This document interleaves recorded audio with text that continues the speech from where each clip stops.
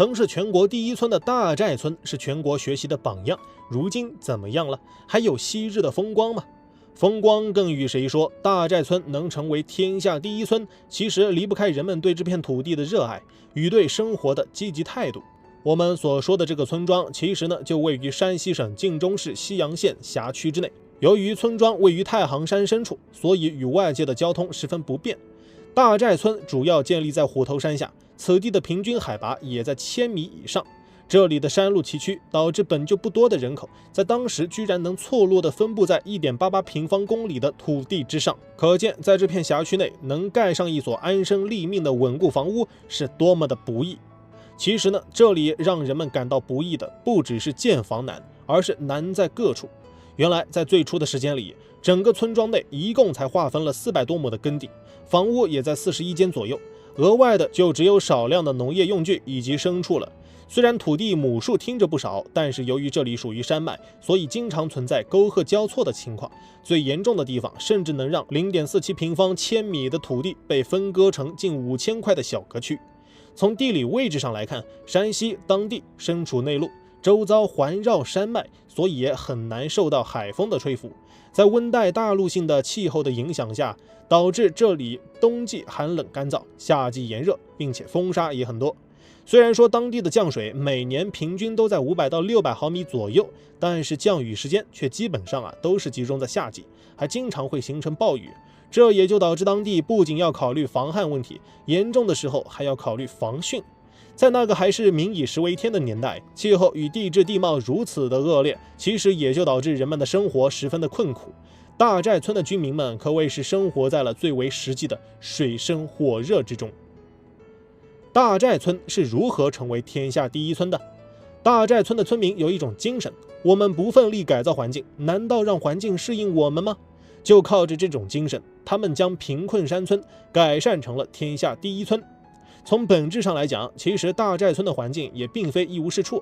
这里虽然降雨时间分布不均，但却实实在在的于每年都有降雨，只不过是由于人们的治理没有到点子上，这才让这里形成了风蚀水切的恶劣地质地貌。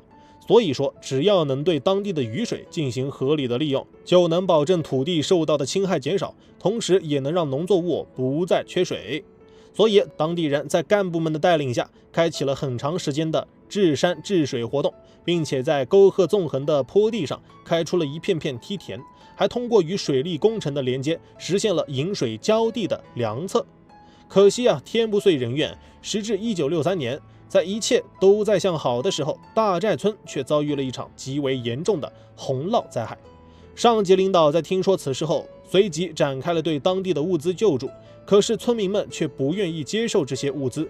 他们坚定的自力更生，硬是花了5年的时间，不仅让大寨村实现了重建，在上世纪50年代左右改造过的梯田，每年不仅能保证村民的用度，甚至还可以保证向国家上交20万斤的粮食。而在绿化和交通上，1.88平方公里的大寨村还新造了1000亩树林，与外界连接的公路也修建了12华里。同时，为了让当地避免受到洪涝灾害，前后修建的6个蓄水池可保证过万立方米的容水量。如此，再加之铺设成功的3万余米地下水管道，灌溉措施实实在在达到了机械化的水平。在人们生活有了保障后，当地还发展出了福利制度，让孩子们可以免费上完小学，而老人也可以根据年龄的不同领取不同区间的保险金。考上大学的年轻人还可以获得补助。上世纪90年代的大寨村一时风光无两。60年前，山西大寨村红遍全国，如今怎样了？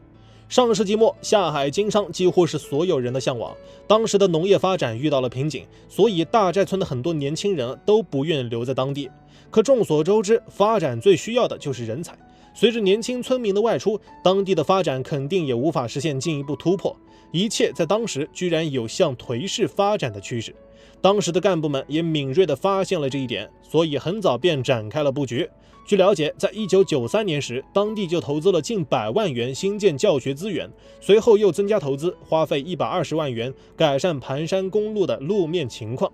到1995年时，更是拿出了1000万余元的资金，用于建设森林公园，其中不仅包括大量的人文景点，还有1000亩的树林、花卉等自然风景区。而在后续不断的宣传下，大寨村也从依赖农业转向了对生态旅游产业的发展。如今，当地每年接纳的游客数量都在数十万，最多时甚至达到了30万。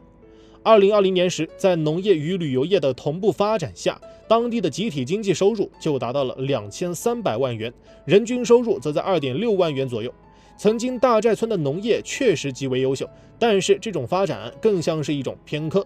如今花费上亿元退田还林发展旅游业，虽然看起来发展速度不如从前，但是产业结构却要更加健康了。可以说，大寨村并没有抱着农业走向落寞，而是洗尽铅华，从万千道路中找到了最具有生机的那一条发展道路。这种发展选择，同时还可以吸引外地人才，并且让当地人才更愿意回村发展，形成良性循环。每天嗨科普，我是闪电哥，咱们下期见。